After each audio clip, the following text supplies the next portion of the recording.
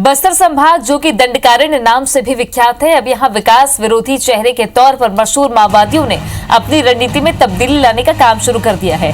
21वीं सदी के भारत में पिछड़ेपन की मिसाल बन चुके बस्तर में अब माओवादियों ने आदिवासियों को अपनी तरफ लाने का एक नया पैंतरा आजमाना शुरू किया है। अब माओवादी भी दुर्गम और ग्रामीण क्षेत्रों में लोगों को बुनियादी सुविधाएं देना चाहते हैं। इसके चलते उन्होंने इन इलाकों में जन सहयोग से सड़कें भी बनवानी शुरू कर दी है। दरअसल भूपेश सरकार की सुरक्षा, सहयोग और विश्वास की रणनीति के चलते आदिवासी युवाओं का रुझान सरकार की तरफ झुक रहा है। वे अपनी मांगों को प्रशासन तक पहुंचाने में जुट गए हैं। ऐसे में वे माओवादियों के टारगेट पर हैं। माओवादी इन्हें अपनी ओर झुकाने के लिए विकास के कामों पर ध्यान दे रहे हैं, जिसके चलते माओवादी स्कूल, आंगनबाड़ी और सरकारी मशीनरी का विरोध नहीं कर रहे।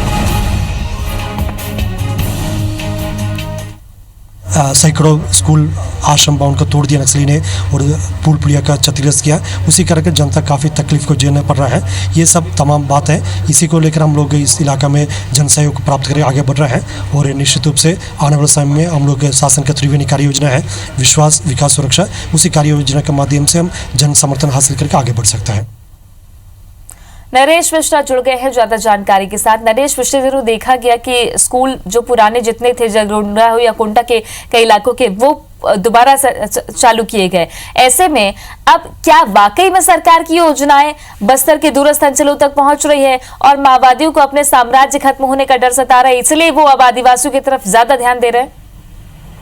देखिए, ये बुनियादी जरूरतों को लेकर ही ये सवाल था और न केवल राष्ट्रीय बल्कि अंतर्राष्ट्रीय स्तर पर ये मसला था कि जो माओवाद प्रभावित इलाके हैं, इन इलाकों में विकास बिल्कुल न के बराबर है। लोग एक दशकों पुरानी एक जीवन शैली को जीने के लिए मजबूर हैं।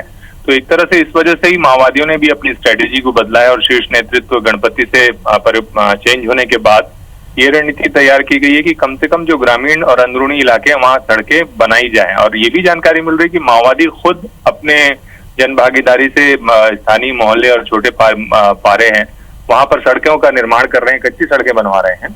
और यही वजह है कि आप देखिए पिछले कुछ समय से जो विरोध है वो कम हुआ है।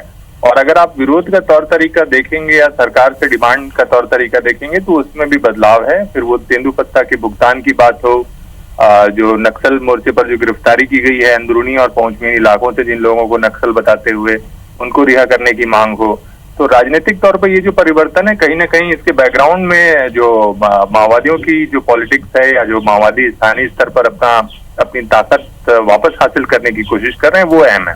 और ये महत्वपूर्ण इसलिए कि सालों से माओवादी इन चीजों पर गंभीर नहीं रहे, लेकिन अब ऐसा लगता है कि एक सोची समझी रणनीति के तहत स्थानीय लोगों को आवश्यक चीजों को मुहैया कराने को लेकर माओवादियों ने भी अपने इलाकों में एक तरह से ढील देनी शुरू की है। शुक्रिया आपका नरेश जानकारी के लिए। तो जाहिर तौर पर इस तरीके से अपनी